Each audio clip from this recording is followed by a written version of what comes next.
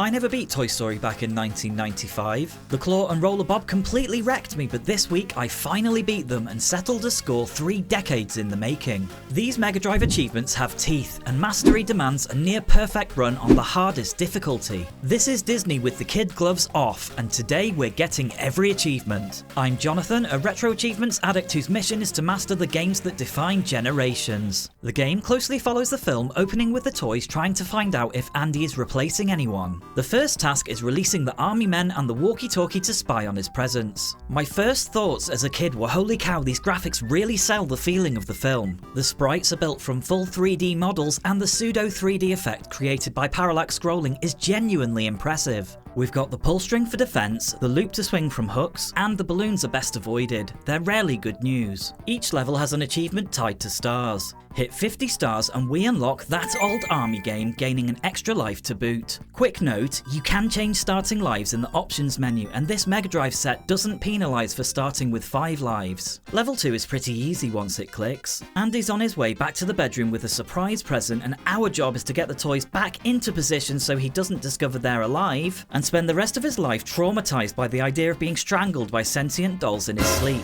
This means rounding up Ham, Rex and Robot for the toy box, then freeing RC Car and Rocky. For the stars, we dash over to the bed while Rocky shoves the bucket and spade into place. The 5-star grab needs to be done quickly before it drops. With that handled, it's back to the bed to play dead, net red alert, and pick up another life as the stage wraps up. Ego check is great fun. We're heading across the tops of desks and swinging gaps as we keep up with Buzz, who shows off with the kind of confidence usually reserved for wrestlers and world leaders. There's a cheeky life for daring sheriffs, the occasional shark, and inflatable clowns for company. I recommend taking it slowly. Off-screen planes will absolutely catch you if you rush. Don't run across the bed like I did here, or you'll end the level abruptly missing stars. A proper swing or a careful jump guarantees ego check. Retro Achievements wouldn't be Retro Achievements without no damage bosses, and our first is inside Woody's nightmare. Whip the rotating balls, duck the lasers, and Buzz disappears briefly. Rinse and repeat, and once the orbs are gone, there's a short window to strike after he stops flashing. 4 hits later, and Andy's house is ours for the first few levels, with Nightmare Space Ranger for besting Buzz pain-free and Nightmare Buzz for grabbing 45 stars at the end. Woody's next job is knocking Buzz behind the desk, and that means controlling RC Car, who has no reverse and takes a little getting used to. The controls somehow manage to be not sensitive enough and oversensitive at the same time. It really is something. It does get better with practice though, and within hours I was chucking RC into slides and grabbing batteries with ease. Amazon Basics batteries by how long they hold charge. Just make sure you've got time left. I gave one final nudge here but still died because Buzz's dramatic animation is too long. Another nudge and a Buzz clip is ours. Every so often we get a Shooting Stars bonus game.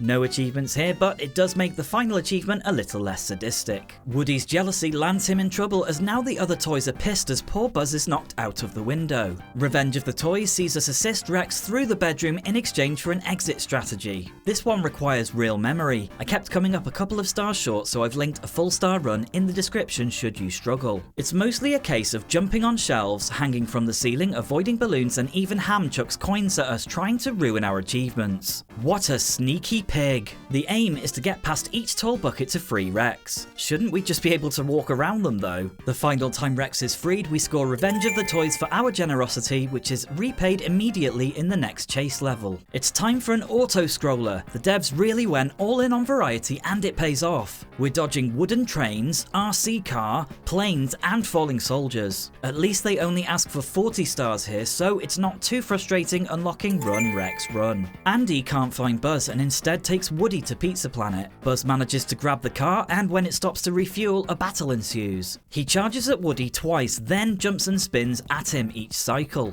Our job is to whip the tyre into the air, then smack it at him in the hope that it lands. Eventually, I realised that if you hit the tyre at Buzz just as he stops spinning, it'll bounce off the screen edge and land right on him. He then launches another spinning attack and drops stars in the process. Trap him 4 times, and Sheriff vs Spaceman is ours. In a later run, I hoovered up enough of the stars Buzz drops to earn Buzz Battle for at least 45, and much, much later, I finally unlocked Space Ranger for doing it without a scratch. We finally made it to Pizza Planet, another highlight of the game, even if pizza is suspiciously absent. We make our way through, avoiding falling food, soda cans, and kids running past, signalled by paper planes. As a kid, I was absolutely mind blown seeing towering legs pass by, wondering how the hell this wizardry was possible. It's also a neat touch to spot arcade machines from the film in the background. The stars are all on display in this short stage, so food and drink pops with a real feeling of glee. Buzz with all the self-awareness of an X Factor reject. Dives into a rocket-shaped claw machine, and we head inside to find him. This is the first point where the difficulty really starts to ramp up, with moving platforms reminiscent of Sonic, exploding fuses, and spinning blades to avoid. If you find yourself missing one star, you probably missed it just past the checkpoint. Past the fuses, we have to deliberately take damage to climb a secret passage for an extra life and the final star. The blades at the end are particularly tricky to get past to win inside the claw machine. In another fun twist, we're suddenly rescuing aliens in first person. It's simply a case of grabbing them and returning them to the holes in the walls. This is another timed stage, and this time the stars are tied to it. Make sure you have 81 seconds remaining or you'll miss really inside the claw machine. Take a deep breath. The difficulty suddenly jumps from 3 to 11 as we face the claw, or as I like to call it, the abomination. After a lot of trial and error, this is the only way I consistently survived the spike. Getting enough stars here meant dying, and another achievement requires doing it damage-free. Phase 1, whip forward, then up to fling the aliens. As soon as the claw closes on Buzz, whip 3 times forward, then 3 times up. The timing is tight, so working in threes helps. Phase 2, the claw grabs from low down, so stand close and watch the timing. Phase 3 moves faster. Get right in and start early. The final 2 phases follow the same rule. Very close, very early whips. If you do mess up, make a mad dash, you might squeeze in one last hit. Pizza Planet unlocks for progression, the claw for 40 plus stars, and much later Metal Claw for mostly ducking to avoid damage. Despite our best efforts, Sid still gets us, and holy cow, Sid's workbench is brutal, perfectly echoing the film's darker turn. Mechanical spiders and falling darts are bad enough, but the placement of stars next to fireworks, climbing rusted chain link with spiked yo-yos, and sparse checkpoints make this a true test. Diagonal hooks are a new mechanic that takes practice. Swing out a little wide before changing direction to reach the next. It's all a bit much, and this lone star proved so tricky I fell to my death. Conceptually though, this level rocks. Sid uses a magnifying glass to ignite us, followed by a dash to douse ourselves in cereal in a perfect mirror of the film. Many lies down, eventually beating Sid's workbench feels incredibly satisfying. Many runs ended on Battle of the Mutant toys. There's barely a moment to breathe, with falling cans, more fireworks and spiders in a level that's confusing to grab all the stars. The only advice I have is to practice on softcore if you need to. I didn't, and the first few runs wiped me out. More diagonal hooks and pain lurking in every moment. Using Buzz to fend off the mutants is an epic finish, and even with a video guide I still missed 4 stars. Replaying the entire game just for my final star achievement burned another hour, finally unlocking Battle of the Mutant toys. Nemesis 2, Roller Bob. Like the Rex chase dropped an acid bomb, we're faced with relentless projectiles in the form of fireworks, bouncing cans and bombs, all while Scud pops in from time to time. There's only a single checkpoint and we need 40 stars, so if you're new I'd recommend checking the guide below.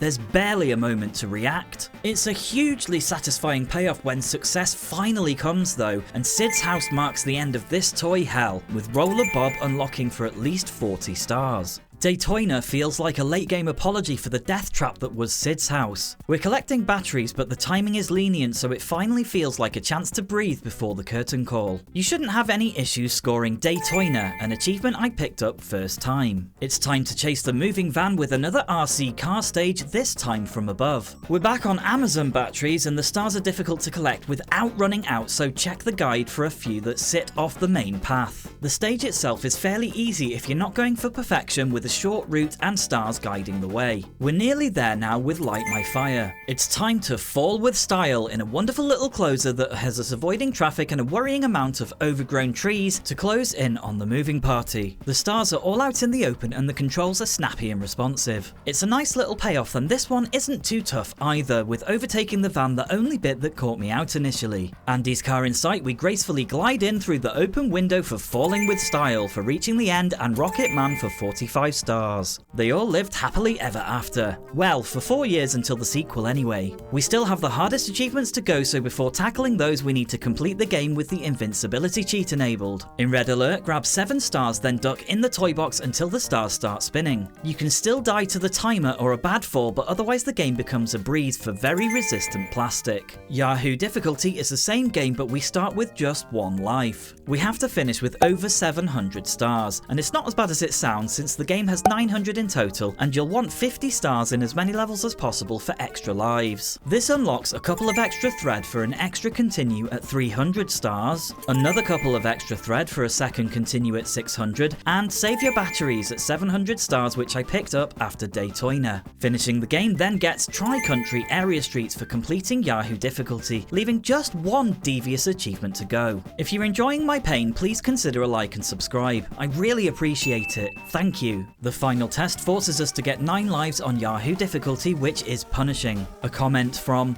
apologies if I say it wrong, Go Abernathy lays out what needs to be done. We need an almost perfect run up to inside the claw machine. In level 1, 50 stars plus the extra life high near the start gets us to 3. 50 stars in levels 2 and 3 plus the hat on the bouncy ball takes us to 6. 50 stars with RC car should award an extra life. I have no idea why it triggered at the end of the stage and then didn't count for me. 2 more lives in Revenge of the Toys and Pizza Planet nearly get you there. Inside the claw machine was nail biting for me. I knew I needed 2 more here or I was done. I grabbed the extra life, leaving me with a single hit. This blade had been stealing health all game, but somehow with my back against the wall I managed it perfectly, only to turn around and walk into it like an exhausted Burke. I forgot the extra life resets on death, so I grabbed it again and finally beat the final blade for Hey, Who's Got My Hat? After 18 hours, the 3-decade score is finally settled and Toy Story is mastered. Let me know your favourite 2D platformers below.